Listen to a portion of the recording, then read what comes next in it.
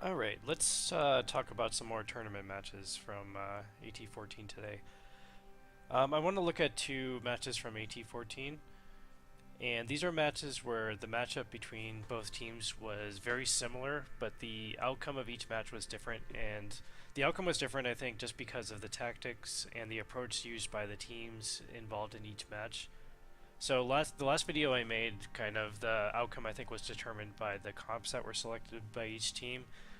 But I think this case can show how tactics and decision making and execution are just as important as drafting and theory crafting within the Alliance tournament. So I chose these matches just because they're similar to each other, and also all the teams involved, all four teams involved in both these matches are very good tournament teams. I'd say at least top 16, if not top 12, like caliber teams. And I just really like the matchups involved in both cases. It's just kind of interesting to me, and I just like geeking out over tournament stuff. So so there you go. So match number one, we have a band apart versus Phoebe Freeport Republic here. Um, so I'll just talk about the comps involved. So ABA has brought like kind of a Minmatar rush type of team. They have two Sleipnirs, two Vagabonds, two Sweeples, and a couple light missile ships and other support, I guess, in the form of a crucifier. And so this is kind of a classic Minmatar rush. It's the core ships here are all pretty fast, low sig radius, brawling ships with pretty high DPS and damage type selection across the entire comp, and a very good resist profile because of the Minmatar T2 resists. So it's a pretty popular kind of archetype, and it was very popular in AT14. So so it's just a pretty, like, I think, solid all-around kind of setup. Now, what Phoebe has brought are a setup that I really like. It's a Scorpion Navy bomber setup with 5 bombers in it. And so what Phoebe have here is just a lot of, I'd say, medium to long range missile DPS, just from torps and cruise missiles on the Scorpion Navies. And it's really a ton of DPS. This is like 4,000 DPS just from like those ships alone, even before you count the Sleipnirs. But kind of a trade-off that they have is, although they have a pretty resilient core here from these top 4 ships, because of the point values of the ships involved, they have to downgrade to a T1 Logi, which is really, a T1 cruiser Logi is kind of bad in comparison to a Scimitar, just because it rips a lot less and it dies a lot faster. And also the bombers are not very resilient either. They're very easily killed by any team that's equipped to do it. So just keep in mind like the advantages that each team has in both cases. So now in the tournament format, basically what happens is like both teams warp in to the arena. They pick ranges and warp in. And then they have maybe like 1 minute, sometime I'd say up to about 2 minutes on average to look at the opponent's setup, to try to assess what how they're fit, what they're gonna do, and then to come up with a plan, and then to describe that plan to your pilots on your team, and then come to some consensus about exactly what you're gonna do. It's really like not a lot of time, so you have to make decisions very quickly. You have to kind of break down what your opponent's going to do within a very short amount of time, and it's really hard. And the likelihood that you make a bad decision is actually pretty high, considering the circumstances. So I also keep that in mind, because I am going to be somewhat critical about the decisions made in this case, but I understand that it's a stressful situation and it's hard. So so imagine that case. You warp into the arena, you see what each team has, and you try to decide what's going to happen. So the first thing I'm going to point out here is that the ABA's team, they have a lot of like cruiser level or below, cruiser and destroyer size targets here, and really only 2 Sleipnirs in terms of like high sig radius targets here. So what I think ABA what Phoebe's really, their only logical target on the ABA team are one of the Sleipnirs. Really, I think what the only thing that they can do is just pick a Sleipnir and shoot at it with their Scorp Navies and their bombers. And because everything else on the team is a really bad target unless you tackle it. And the Sleipnirs are really just ideal in this situation, I think. Now, if I'm ABA and I see this matchup, I think they need to recognize that that's what Phoebe's going to do.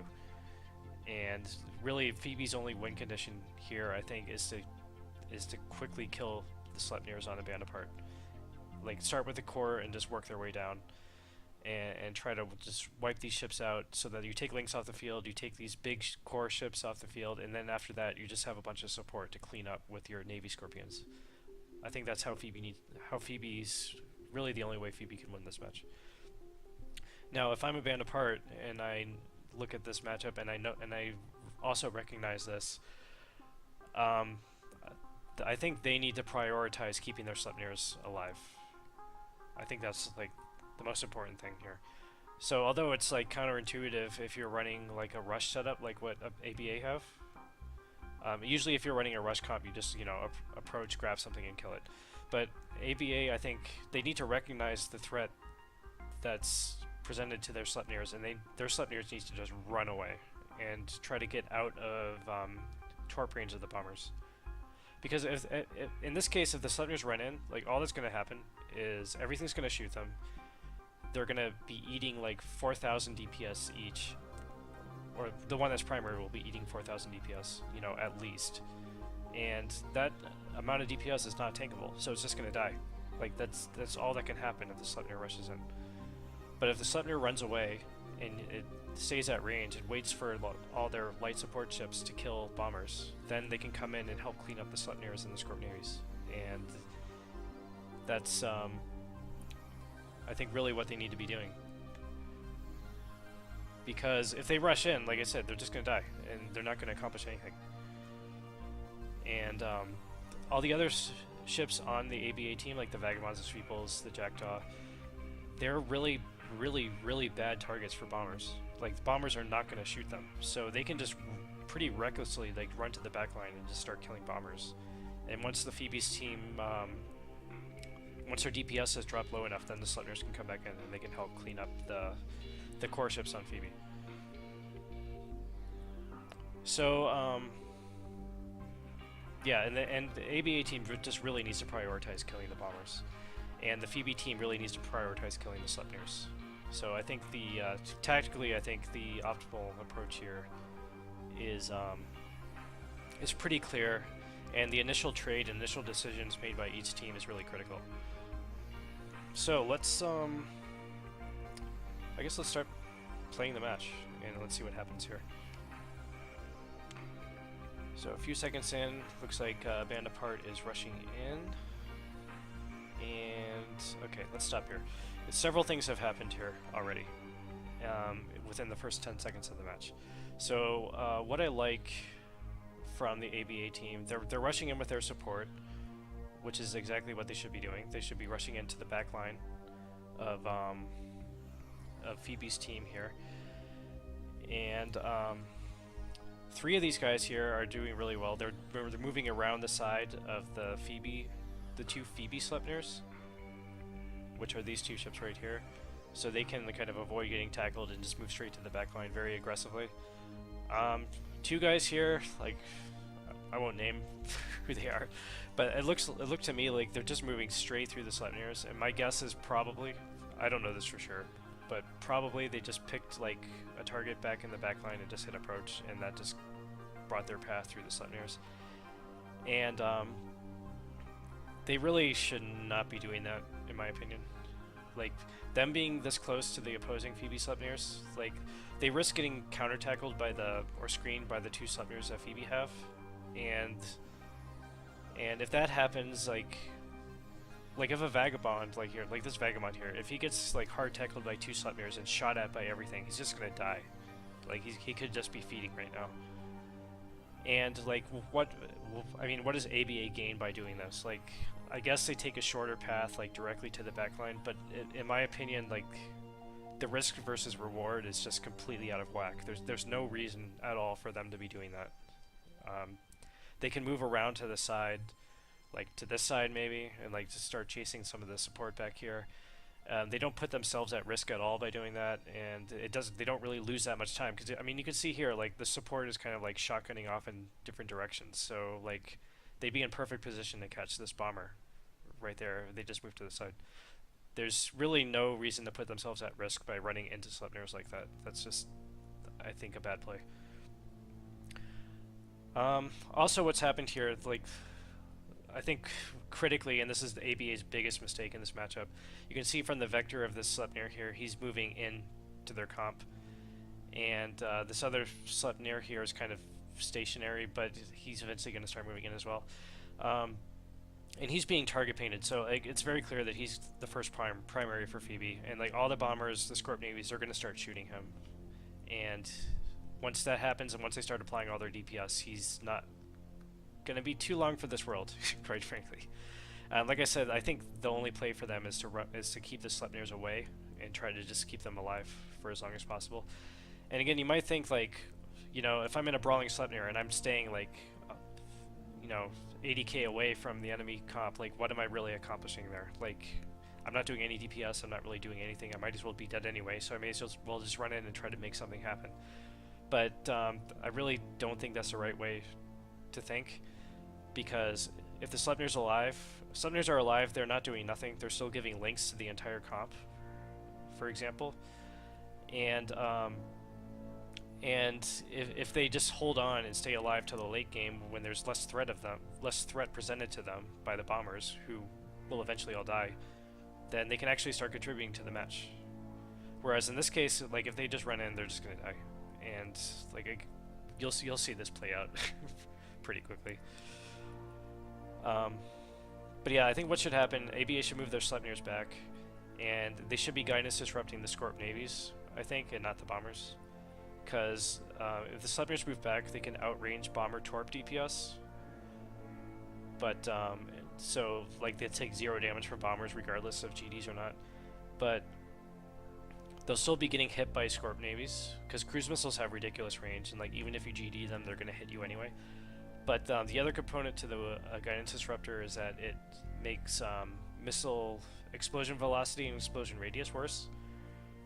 So like the applied damage of DPS will drop. Like it's kind of related to specific fits and skills on both teams, but like my rough estimate is that if you put 2 GDs on each Scorp Navy, then they will be doing about 40% less damage to a Sleipnir. And like if you don't believe me, just check it in EFT and verify it for yourself. But it's kind of a rough estimate. Alright, let's keep going. So we still have ABA support moving to the back here. They're moving in very aggressively like they should be. Let's stop here just one more second, just to point one thing out. So this Vagabond that moved like straight through their comp, like you could see he got grappled by a Scorp Navy just because he's running into things. And it ends up not being like the biggest deal because he does eventually break free. But it could have been a lot worse. He could have gotten tackled, and if he got slowed down and like just stopped here by a Scorp Navy or something, then I mean that's one less ship that's chasing bombers or the Scythe or whatever, and he's just not really contributing anything, being like just sitting here being tackled by a Scorp Navy. And like that type of thing matters. It matters a lot actually, and you can't make mistakes like that. At least definitely not in a high level of play in the tournament. Now the other thing, I think what A Band Apart has decided to do is really starting to take shape here, now that we're like 20 seconds in.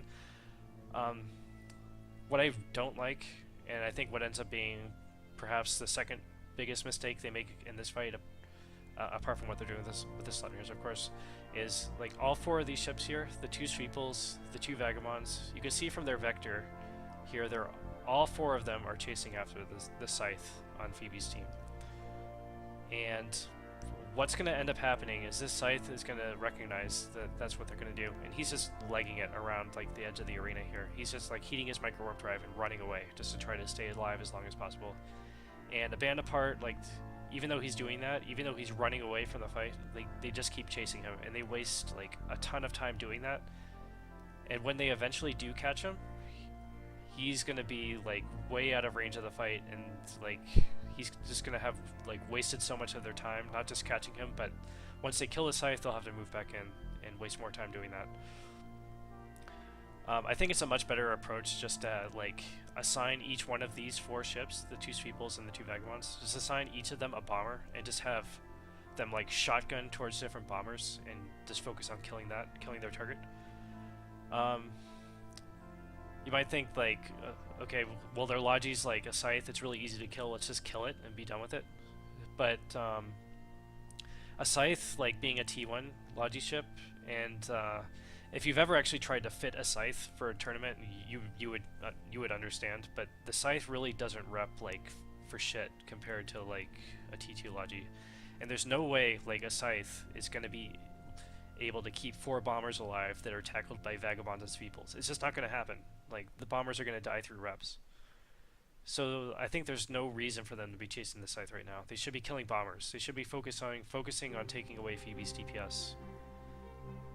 Because like I said, like Phoebe's only win condition is to use their bombers to kill Sleipnirs. And without their bombers on their team, like they just can't do anything. Like they can't kill anything if they don't have their bombers. Let's see. And also by committing onto the scythe like this, the bombers are relatively unmolested here. I mean, they're being shot at by the Jackdaw and the Flycatcher, who will like eventually I think kill them. But they're they don't have to focus on their own survival here. Like imagine if like you're a bomber and you're being chased by a Vagabond. You have to worry about not only running away from the Vagabond, you have to worry about staying in damage range of the Sleipnir you're shooting at, and it's hard. Like from a piloting perspective, that's a lot more challenging than just like being able to chill here like 50k from the Sleipnir and just shoot it like unmolested. And so I think that's another mistake from ABA. And although it might not look like it at this point, I think the outcome of the match has pretty much been decided, because the Sleipnir is like, you see he's low shield, he's gonna die. And with the approach that ABA have taken here, they're not going to be able to clear these bombers off fast enough. So let's just keep going. So like I said, the scythe here, he sees all this stuff chasing him, so he's just running. He does a really, really good job here, actually. But he was just running like around the edge of the arena like this. Just like leading them on a wild goose chase here. And just wasting all their time. Like this is half of ABA's comp right here, and they're just not really accomplishing anything by doing what they're doing right now. And you can also see here now, the Sleipnir has moved into tackle range of, I think, one of the Sleipnirs on Phoebe's team, and now he's dead. And the other Sleipnir is already tackled. He's already scrammed by something. So he's very clearly going to be the next primary. And I mean, by killing the first Sleipnir, they've demonstrated their ability to do so. So there's no reason that this other Sleipnir won't die. And actually, he probably dies even faster. So let me stop there. It's possible that the first Sleipnir they killed was the one that was carrying the siege links on the team, so which makes killing the second Sleipnir even faster. And now, let's just review what's happened here. Like, ABA have basically traded both their Sleipnirs. They've managed to kill one Hound, I think mostly with light missiles from the Jackdaw and the Flycatcher. But they've lost both their Sleipnirs, and the only other thing they've really managed to accomplish here is to, in all this time, in like a minute 15 seconds basically, is they've managed to tackle the scythe.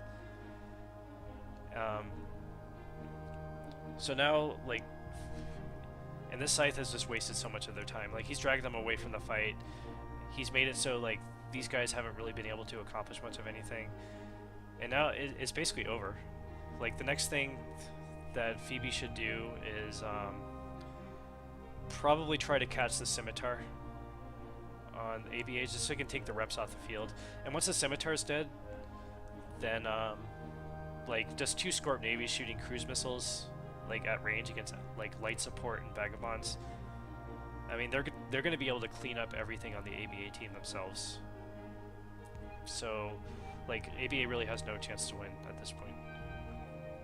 And like the Vagabonds, like, imagine what happens if a Vagabond tries to brawl with the Scorpion Navy, which if he wants to win the match, he will have to do eventually.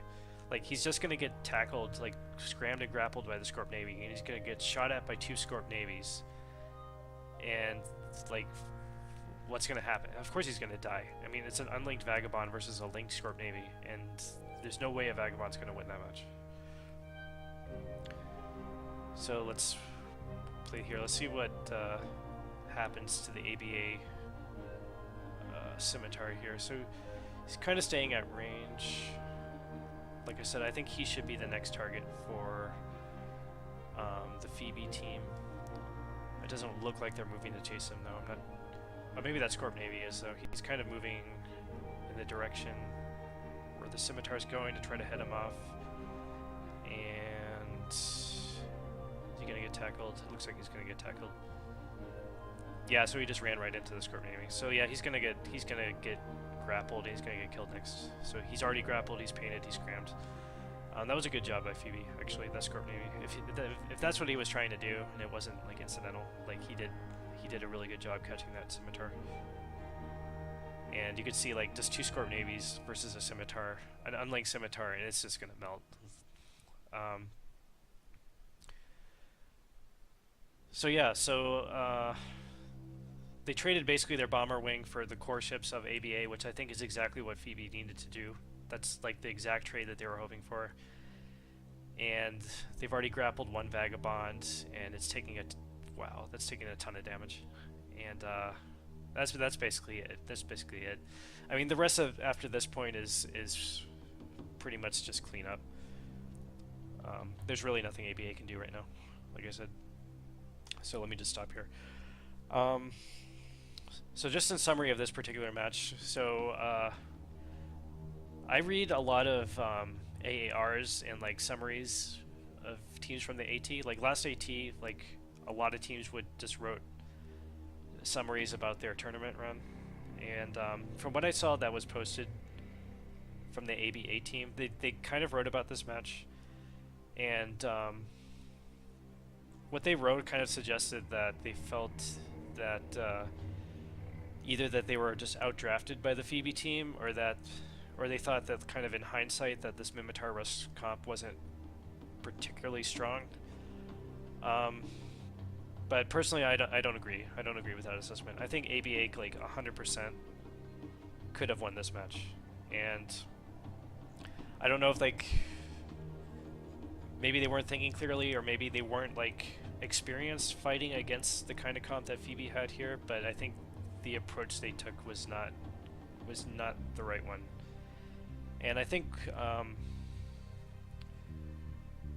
the next match I'll show, which is not the identical match, but a very similar one, will kind of help to illustrate that. Alright, this is the second matchup I looked at, which is somewhat similar. Like I said, it's not exactly the same. It's probably a much more extreme example, actually. But it's a similar matchup, I think, in terms of the comps and tactics. So PL have brought this is PL versus Volta, by the way, and PL have brought a Minmatar Rush, which is kind of similar. Like instead of Vagabonds, they have more T3Ds and a Navy Scorpion, but otherwise the comp's kind of similar, not the same, but pretty similar. And Volta, on their side, they've brought a full battleship plus bomber type of comp, which is again not quite the same as what Phoebe brought. They don't have like any links or logi, for example, but they have a lot more DPS. So it's again like a pretty similar comp, but not exactly the same. And I think the one that Phoebe brought was a little bit more balanced than this one, but this is still a very extreme bomber heavy comp, like the one that Phoebe brought. Okay, so let's see what happens in this case. So I'll just start playing it now, and we'll just start breaking down what both teams are doing, because it's actually going to be very different than what happened in last match. So what happened here, so let me stop at 10 seconds in.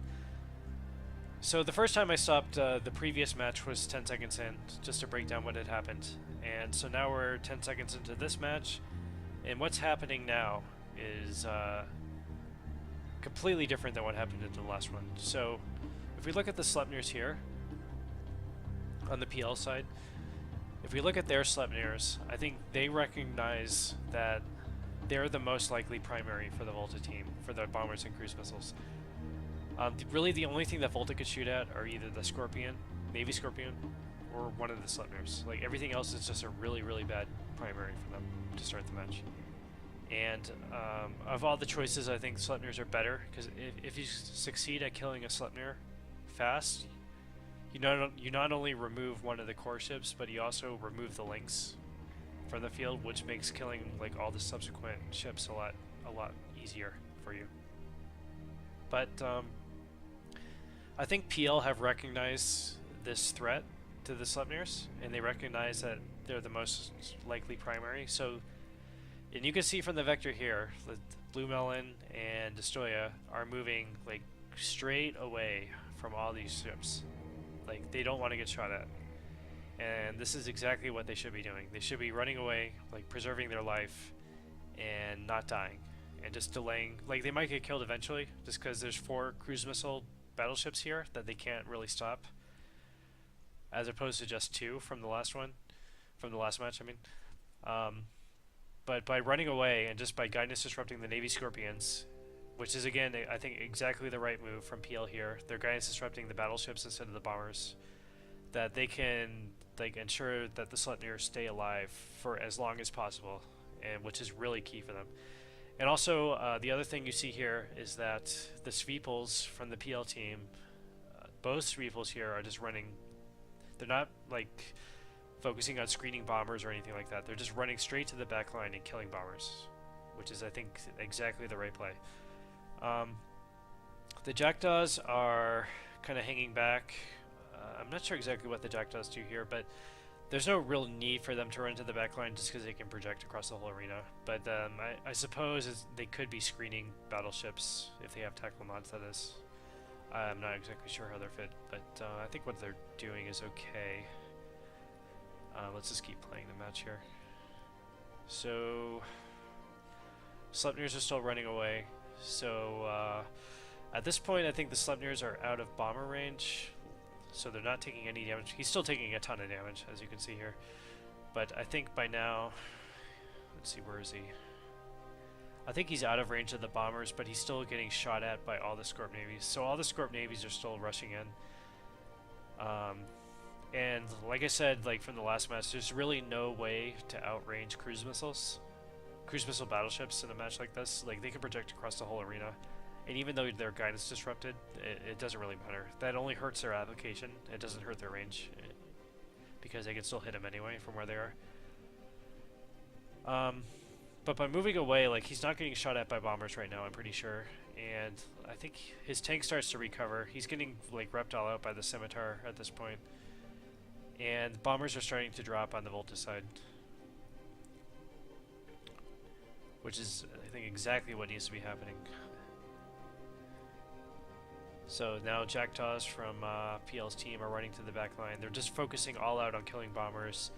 It looks like probably the Navy Scorpion and the 2 Manticores on PL's team are just focusing on this Navy Scorpion, which is okay, because like any one of the battleships is a perfectly good target for them.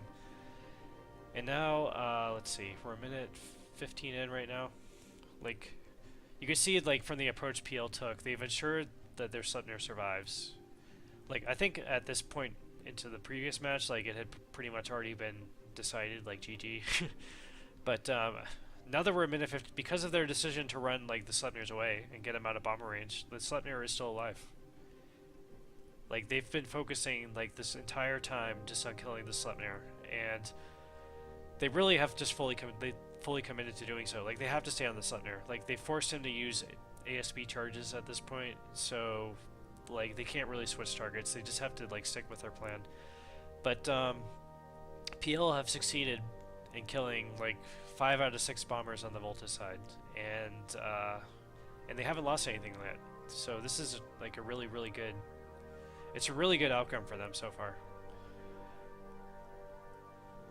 And like I said, this is just a completely different match from what happened in the previous one, just because of what both of the teams have decided to do. So I think pretty soon PL will clean up the final bomber from the Volta team here. And okay, we can see one mistake from PL's team here. They've allowed their I wasn't really paying too much attention to their scimitar, but they allowed their scimitar to get tackled by one of the battleships here, which is, I think, a pretty critical mistake here, because as soon as they're done killing the Sleipnir, they can just move straight on to killing the scimitar. I'll talk a little bit more about that in a minute, I think. Let's just focus on how this plays out. So now the scimitar is getting neuted. He's grappled. Probably the Sleipnir's out of ASB charges or close to it. The Sleipnir will eventually die. I think they still have a lot of DPS here. It's like 1,000 each from the rattlesnakes at least, if you count cruisers and drones, and probably like at least 700 to 800 from the Navy Scorpions, cold. They're probably out of heat at this point because we're like 2 minutes into the match. But yeah, so far, like, Volta have lost all their bombers, they've lost the Scorp Navy. And now the PL support's gonna come back in, and the Sleipnirs can commit to one of the bombers now, and they can just start trying to bust through these core ships. Now, the Scimitar, look here, I mean, he's gonna die. He got grappled by one of the battleships here, so he's gonna die. But imagine what if he hadn't made that mistake. Like, imagine if the Scimitar were free and we were not getting tackled right now. Like, what would Volta do right now? Like they would have no good options. Like, they wouldn't be able to shoot if they were to shoot a Sleipnir with only 3 battleships. That's probably a tankable amount through Logi reps, like to a Sleipnir or to a Navy Scorpion, just because they have really good resists. So like they might not be able to kill anything beyond this point. Like let's say the Scimitar were free, like he were like just running around somewhere out of tackle range of all these ships, and like each of the support ships just focused on like tackling one of their battleships and just holding them in place. Like they could just start breaking through each of these ships one by one by one. And I doubt Volta would be able to kill anything. Like, their only option, I think, if that were the case, would be to try to, like, just shoot at the Scimitar and just kill it. But a Scimitar has very low sig radius, and if it's not tackled, like, cruise missiles are going to apply like shit to it. And it would take forever for them to kill the Scimitar. But in this case, because I think the Scimitar kind of made a mistake here, or maybe he was AB fit and just there was no way for him to run. I don't know. I didn't pay that much attention to it, admittedly, but because he's like tackled and neuted and like all the battleships are on top of him, he's just gonna take a ton of damage. Like if he were untackled and were micro warp driving around, he'd be mitigating like almost all of this damage. But at the same time, like even though like PL kind of made a mistake there, like the trade has already worked out like so much in their favor that Volta cannot win, like in my opinion, unless there's like mass DCs or something stupid like that. Because they've lost one battleship, they're about to lose a second Scorp Navy, he's running out of shields, and they just have like it's a really uphill climb because they have 2 core, like really tanky core ships to break through. It's possible that if this Sleipnir were carrying like all the siege links, that they'd still have all their links. And there's also 2 bombers on the PL team that do a lot of DPS, and that the 2 rattlesnakes by themselves really just can't deal with. Like, they really can't primary a Manicore right now because they can't apply to it or kill it fast enough. They just have to pick the Scorp Navy or the Sleipnir and just try to kill it. It looks like they've just committed to the Scorp Navy. I don't know, I heard maybe they thought that this was PL's flagship, so they were trying to kill it, because this was a BO3 series, I think, so if they had taken the flagship off the field, they'd have an advantage. But I think it was just a regular, actually for sure, it was just a regular T2 Scorp Navy. That may have been why they chose this target. Like, if I were Volta right now, I think I'd probably recognize that there's no way that they can win at this point. So just moving ahead, we can move through this a little bit faster. So they're going to trade a rattlesnake. One of their rattlesnakes, I think they do kill the Scorp Navy eventually. Yeah, they kill the Scorp Navy, but now it's just a rattlesnake versus a Sleipnir and like all the support.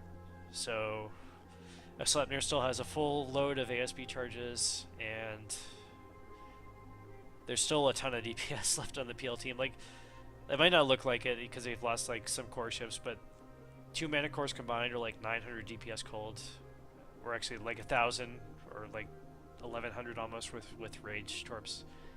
The speed pulls each are like 400 DPS each, and these are like 220 DPS each from Jackdaws, plus like 600, actually more than that, like 700 from the Sleipnir.